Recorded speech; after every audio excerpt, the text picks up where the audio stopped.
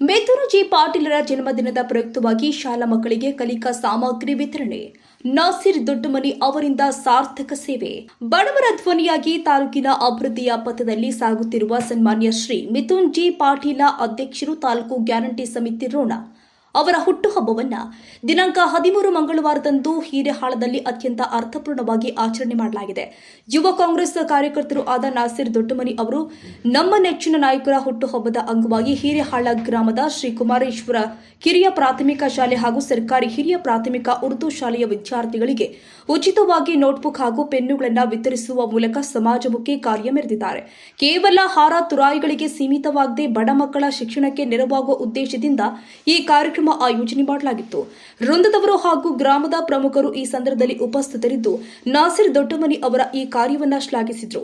ಕಾರ್ಯಕ್ರಮದ ನಂತರ ಮಿಥುನ ಜಿ ಪಾಟೀಲರಿಗೆ ಸುದೀರ್ಘ ಆಯುಷ್ಯ ಹಾಗೂ ಹೆಚ್ಚಿನ ಜನಸೇವೆ ಮಾಡುವ ಶಕ್ತಿ ಸಿಗಲಿ ಅಂತ ಪ್ರಾರ್ಥಿಸಿ ಶುಭ ಕೋರಲಾಗಿದೆ. ವಿದ್ಯಾರ್ಥಿಗಳ ಮುಖದಲ್ಲಿ ಮೂಡಿದ ನಗು ನಾಯಕನ ಮೇಲಿನ ಅಭಿಮಾನಕ್ಕೆ ಸಾಕ್ಷಿಯಾಗಿತ್ತು. ರಾಷ್ಟ್ರಕ್ರಾಂತಿ ನ್ಯೂಸ್ ರೋಣ.